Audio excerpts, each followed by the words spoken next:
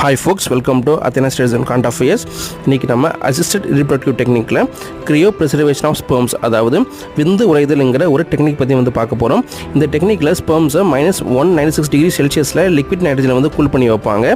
So எதுக்காக cool பண்ணி வைக்கிறாங்க அப்படின்னா, ஒரு கேன்சர் பேஷண்ட்டு கேன்சர் ட்ரீட்மெண்ட் எடுக்க போகிறப்ப அவங்களுக்கு ஸ்பெர்மோடைய மெட்டூரிட்டிங்கிறது கம்மியாகிறது வாய்ப்பு இருக்குது.